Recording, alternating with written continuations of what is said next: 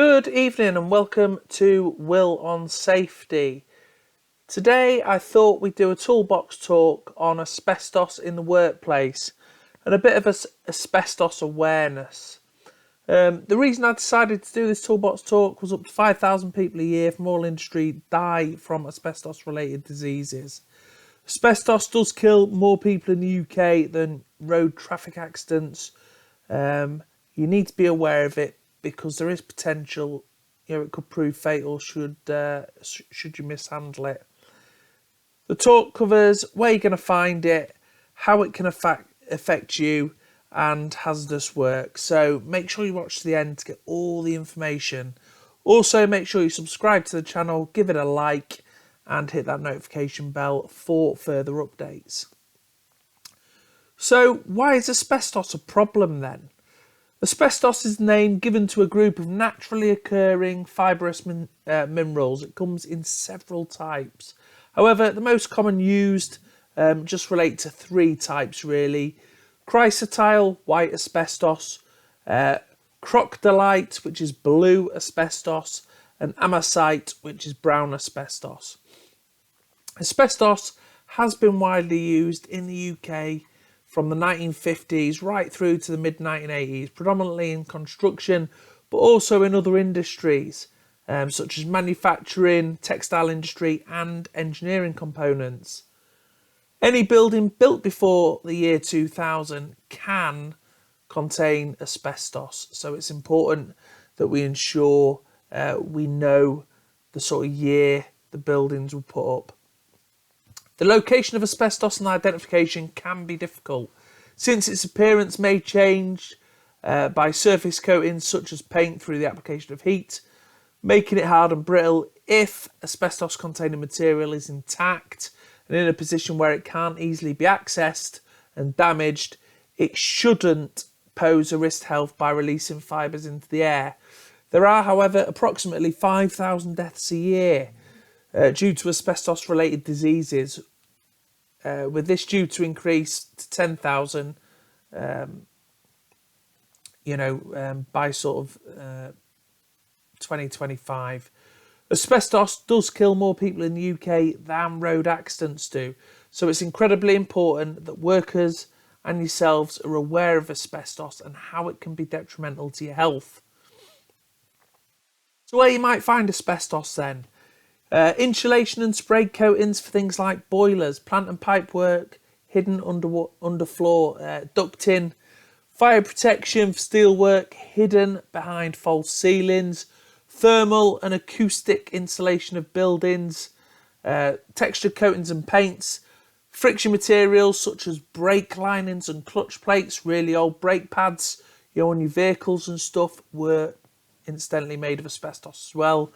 Gaskets, packings in engines, heating and ventilation systems.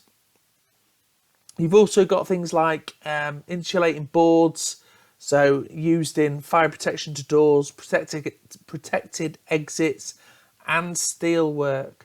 Cladding on walls and ceilings, internal walls, partitions and suspended ceiling tiles. And probably the most common you're going to find nowadays is asbestos cement, which can be found generally in corrugated roofing and cladding sheets in buildings, flat sheets or partitions, cladding and door facings, and rainwater gutters and downpipes. Normally what you're going to find nowadays is the old asbestos concrete roofs. So how can asbestos? God, that was a bit of a misread there. How can asbestos affect you? Asbestos can break and does break into tiny, long, sharp fibres. They get lodged and then scar the lungs, causing asbestosis and fibrosis. Asbestos fibres may also cause a form of lung cancer. It can also cause mesothelioma, a cancer on the inner lining of the chest wall. This cancer is incurable. Smokers have a much greater risk of asbestos related diseases as well. So if you are a smoker, it would be time to knock those on the heads if you're in a work area where there's potential for you to be exposed to asbestos. Hazardous work then, anybody working on building repair and refurbishments are considered most at risk. Old buildings constructed in the 50s and 60s may have many more forms of asbestos containing materials used in them. The removal of roofing felts, old floor tiles, textured paints, plasters containing asbestos can be hazardous, and it's not easy to tell asbestos just by how it looks. It needs to be properly identified in a specialist laboratory. When you have your asbestos surveys, generally they'll have a look at potential asbestos containing materials. They will then take a sample of those and they'll go test it.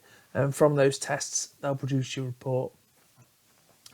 If you think you have come across asbestos, stop the work, tell your supervisor or foreman. What can you do to protect yourself then? So request the asbestos register of the survey, or survey should I say, result before starting work, so you're aware of where it is. Stop and ask if you're suspicious of something that may be asbestos. It's better, to raise the question than to mess around with things and, make those fibres airborne. Excuse me.